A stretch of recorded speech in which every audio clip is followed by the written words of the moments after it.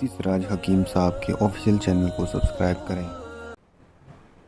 ایک واقعہ میں نے آپ کے سامنے کئی بار بتایا، ابھی دوبارہ بھی بتاتا ہوں آپ کو۔ اس میں ایک پوائنٹ ہے، وہ پوائنٹ میں آپ کے سامنے ذکر کرتا ہوں۔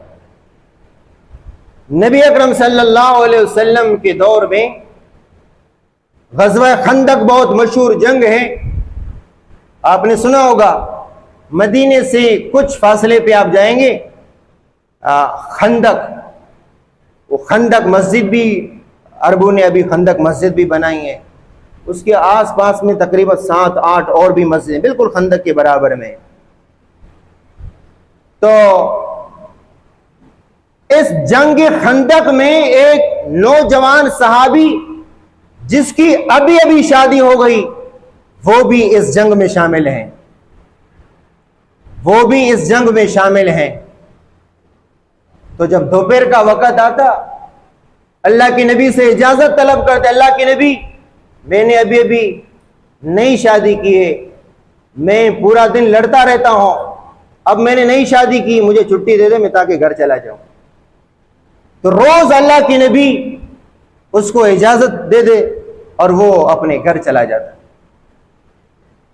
یعنی دوپہر تک وہ صحابہ کے ساتھ ہوتا، وہ لڑائی میں مصروف ہوتا اور صحابہ کی فوج میں ہوتا۔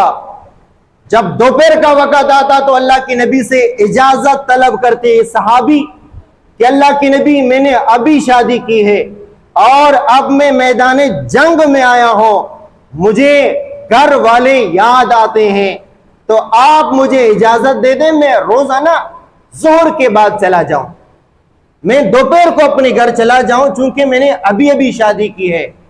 ایک دن اللہ کے نبی نے فرمایا جاتے وقت یہ تلوار بھی ساتھ رکھ لینا، ہو سکتا ہے کہ دشمن تم پر پیچھے سے مقابلہ نہ کرے، حملہ نہ کرے۔ جب بھی آپ گھر چلے جاؤ گے تو ساتھ اسلحہ بھی لے کے جانا، کہیں دشمن آپ کو غفلت میں دے کر، بغیر اسلحہ کے دے کر وہ دشمن تجھ پر حملہ آور نہ ہو۔ چنانچہ صحابی رضی اللہ تعالیٰ عنہ تلوار لے کر گھر کی طرف آ رہے ہیں۔ وہ صحابی گھر تشریف لائے تو اپنی گھر والی کو دیکھا، وہ باہر دروازے کے چوکٹ پہ کھڑی ہے۔ وہ گھر والی کہاں پہ کھڑی ہے؟ باہر دروازے کے چوکٹ پہ کھڑی ہے۔ عرب لوگوں وہ عورت کی عزت اور غیرت پر جان دیتے تھے، وہ عورت کی عزت اور غیرت پر جان دیتے تھے۔ تو اس نے جو ہی اپنی گھر والی کو چوکٹ کے پاس دیکھا، ہمارے یہاں مارکیٹوں میں پورے دن گھومتی پھرتی ہیں لیکن ہماری غیرت جاگ نہیں جاتی۔ اس نے دروازے کے چوکٹ پہ اپنی گھر والی کو دیکھا تو اس کی غیرت جاگ اٹھی۔ یہ وہ صحابی ہیں جو روزانہ جنگ میں شریک ہوتے ہیں اور دوپہر نماز کے بعد اللہ کے نبی سے اجازت لیتے ہیں کہ میں نے ابھی شادی کی، اللہ کے نبی مجھے اجازت دے دو تاکہ میں گھر والوں کے پاس چلا جاؤں۔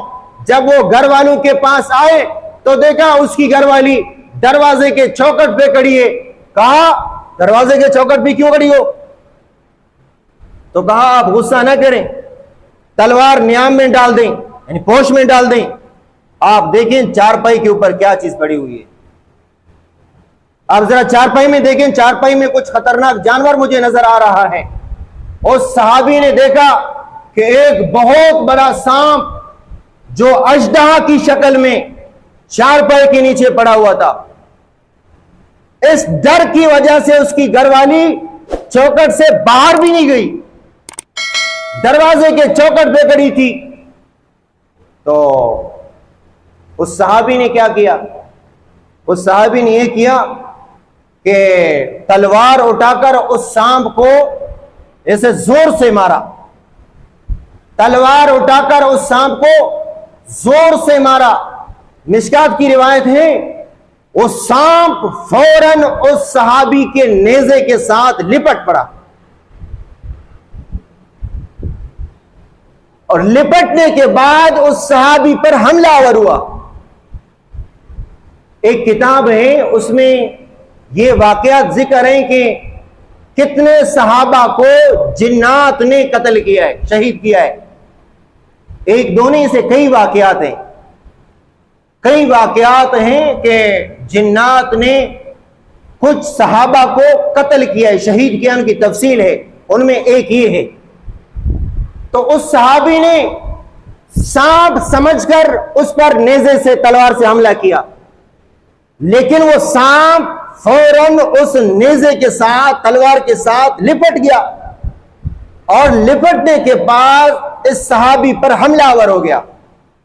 راوی کہتا ہے صحابی بھی شہید ہو گیا، وہ سانپ بھی مر گیا، اس کو بھی نیزہ لگا، سانپ بھی مر گیا، اور سانپ نے پھر حملہ کیا صحابی پر.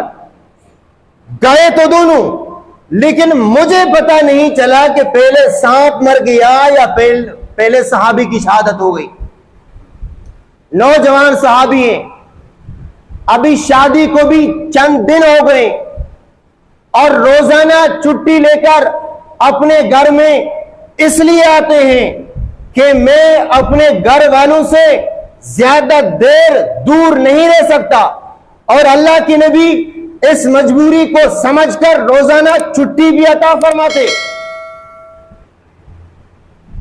آپ صلی اللہ علیہ وسلم کے پاس لوگ آئے اور کہنے لگے میں آپ سے یہ کہہ رہا ہوں زندگی اور موت کا مالک کون ہے؟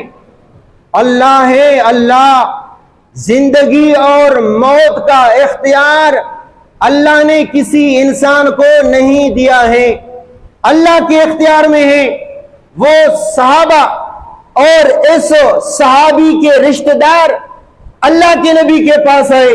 وہ جملہ میں آپ کے سامنے عرض کرتا ہوں. انہوں نے یہ کہا اللہ کے نبی یہ جوان آدمی ہے، یہ جوان آدمی ہے. لوگ تو یہ سمجھ رہے ہیں کہ لوگ بوڑھا ہو کر مرتے ہیں. نہیں، ہم نے نانا دادا کے ہاتھوں میں ہوتے اور نواسوں کے جنازے دیکھے ہیں. تو انہوں نے یہ سمجھا کہ ہمارا نوجوان فوت ہو گیا. اللہ کے نبی فدعو لہو، دعا کرو، یوں ہی ہے تاکہ اللہ ہمارے اس نوجوان کو دوبارہ زندہ کر دے.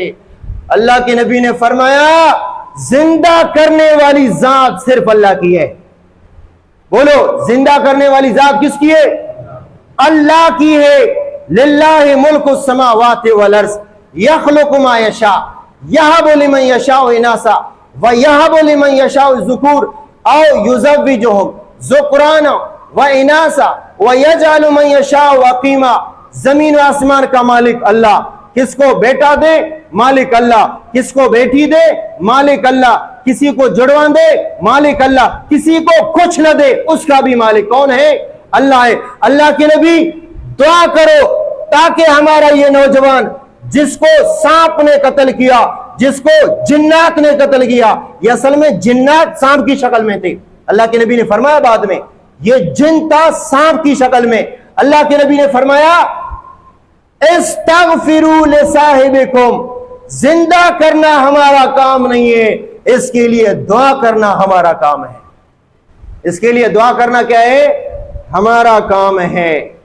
دعا کرنا ہمارا کام ہے. اللہ کے نبی نے فرمایا مرنے والی کی مثال اس شخص کی طرح ہے جو سمندر میں ڈوب رہا ہو، اور زندہ دعا کرنے والے کی مثال اس شخص کی طرح ہے جو کنارے میں کھڑے ہو کر ڈوبتے ہوئے کو سہارا دے رہا ہو.